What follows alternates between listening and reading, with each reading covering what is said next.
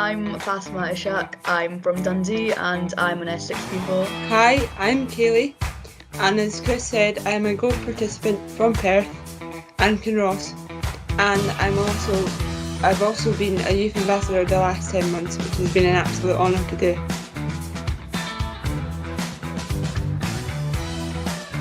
We know that we've got the four key elements of the youth strategy, so access, impact, quality and relevance, which I'm sure you know. So firstly, I'm going to ask a bit about access and particularly how the award has got on with wider access for diverse groups within society. Yeah, as you say, Fatima, access is a really important priority for DofE. We want to make sure that all young people can have the opportunity to access a DofE experience. So there's quite a lot of things that we're doing to sort of explore that. We are very sort of focused on just trying to make sure that we aren't putting barriers in the way of young people. So we've been looking at financial barriers particularly, and we launched something called the Resilience Fund during the pandemic, which is there and able to fund participation places for young people on low incomes. That's been brilliant. I think quite a lot of colleagues on this call hopefully will have been able to take advantage of that for the young people in their DofE centres. And we're sort of continuing to think about sort of from a financial point of view, what are the other barriers? What else can we do? We've got some exciting sort of startup funding to help set up new DofE centres, particularly in more disadvantaged areas, because we know that sometimes they need a little bit of help to get off the ground. Yeah. But we're also thinking a little bit about I suppose the perception of DofE as well, and kind of making sure that all young people sort of see themselves represented in the award and kind of see themselves as potential participants. So we've been doing quite a lot to sort of focus on particular groups of young people that we're keen to attract more of. So young people from non-white British backgrounds, young people with disabilities and additional needs, and young people in lower socioeconomic groups particularly. Those are three groups that we know we want to be able to reach more of. But also we've got good data and we can measure our progress on those as well. So it's important as part of this for me to hold ourselves to account, for the progress that we want to make and make sure that we can measure it. So I think we're looking at a whole bunch of different ways of kind of making sure that we can make the award accessible. So both in terms of those practical barriers, but also in terms of making sure that young people can sort of look at DofE and go, I can see myself in there. I can see why that might be relevant for me. Do you know how many diverse groups within society have applied for DofE? Started to change our sort of measurement system a little bit. So we are measuring specifically participation of young people in what's called IMD 1 to 3, which is the indices of multiple deprivation. This is a kind of it's a sort of quite broad measure of socioeconomic deprivation, and so we're looking at making sure that we're monitoring the numbers of young people from the lowest three groups. There's a sort of 10 groups in the data. So we're looking, we're making good progress on that, but it's slow, and we've got lots of plans to put in place. And I think we'll see sort of those numbers hopefully creeping up over the next few years as we start to kind of embed some of these new programs.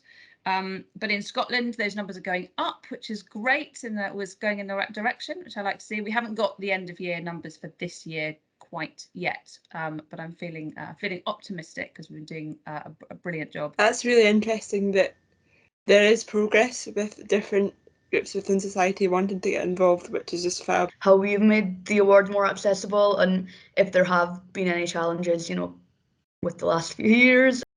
One of the big challenges obviously has been just the challenge of COVID and working within, quite a lot of restrictions. I was thinking sort of back and reflecting on the fact that, this time last year we were still in sort of schools shut in sort of, lockdown essentially. So it's feeling like, we're finally on the sort of hopefully on the road out of this. But we had to make quite a lot of adaptations to the award. But I think one of the great things about that was that, it allowed us to be quite creative.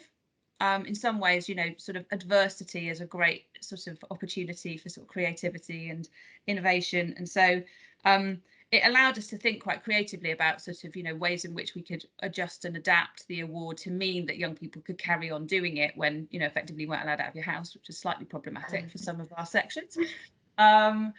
And, so as an example, we have a model that we use for the expedition in prisons and young offenders institutions. So we sort of took that and adapted that for use by everybody. So it's a really nice sort of example of where something that we developed for a particular group of young people who were in a particular sort of context, when the whole population found themselves in kind of a similar kind of context, actually we had some of these kind of things that we could use and to sort of to be a bit creative.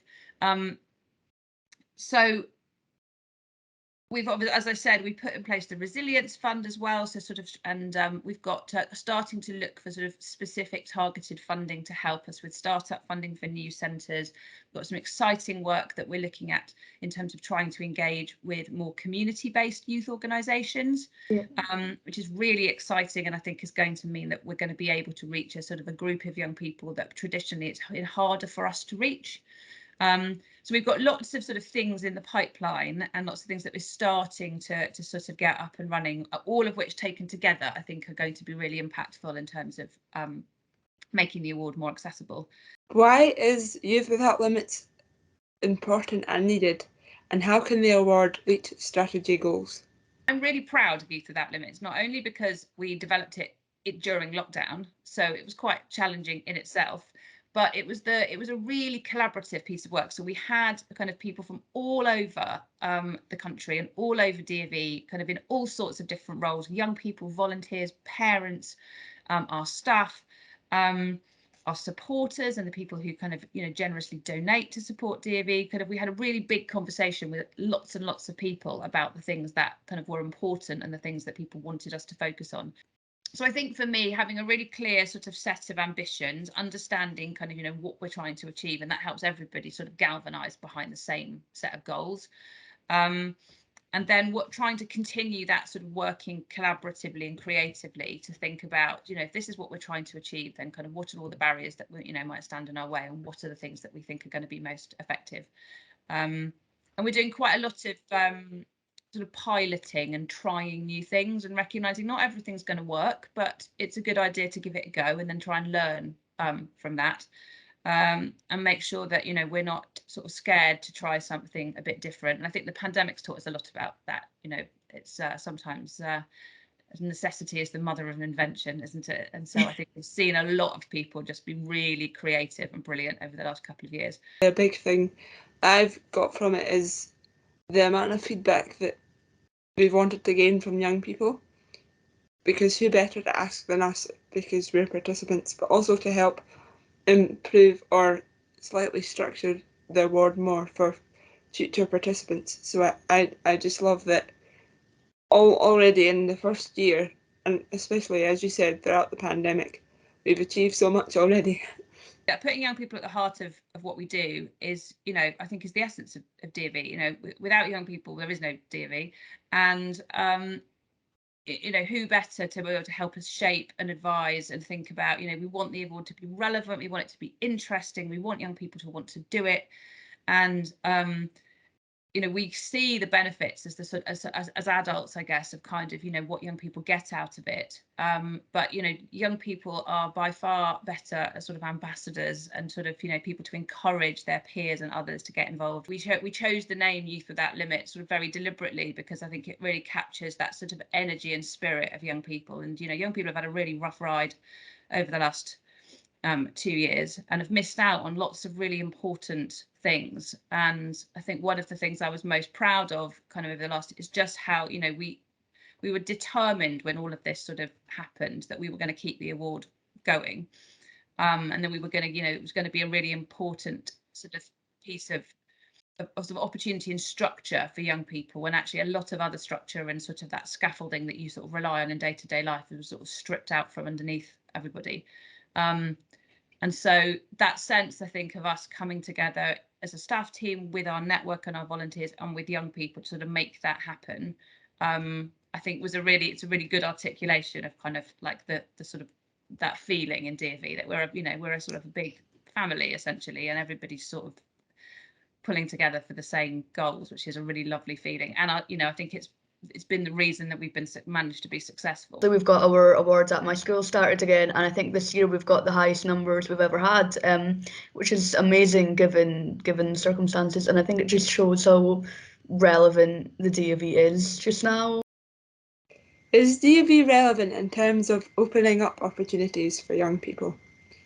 I think so. And I think one of the lovely things about DofE is that because the programme is so personalised, you really can kind of make it your own. And I think that's one of the messages that's really important for us to sort of share and get out to young people, is that, you can make this whatever you want this to be. This is about you. So it's really, exciting. I think that, we are introducing sort of new skills. So we introduced esports in the autumn. So sort of we want to keep sort of moving and changing with the times, recognizing that, there are new activities that kind of young people are enjoying doing, and we want to make sure that they can do those, and kind of that sort of qualifies as part of our programme. We're also doing some exciting sort of thinking around volunteering, and just sort of thinking about all the different types of volunteering that you can do. And Fatima, you've just become a member of the Scottish Youth Parliament. That's amazing.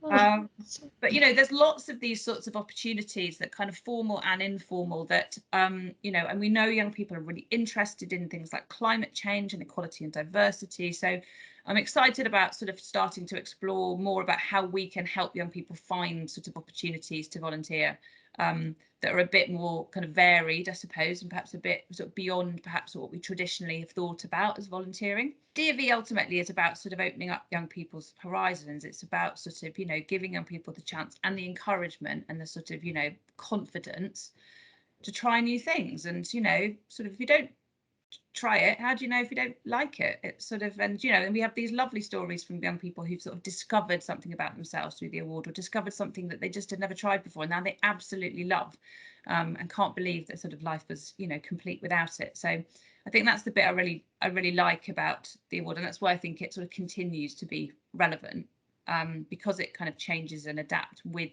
each individual young person. And if at the end of your sort of DofE journey you've kind of tried something new, you've built some confidence that you can take into other parts of your life, then I think we've done a good job. I have to say, the impact that it's had on me, I mean, I never imagined that I'd take part in an experience like this. Not just the award as a whole, but the opportunities that it's given me. It's just been incredible. Like, I never thought I'd be speaking to you on a call like this today. It's just amazing and just really exciting. So I although I've said this many times, I'm not quite sure if the leaders know the impact that they have, and how much that you help mentor us and shape us into the people that we are, thanks to your help. But of course it's our families and friends that help us as well, but we couldn't do DofE without you, so thank you for this.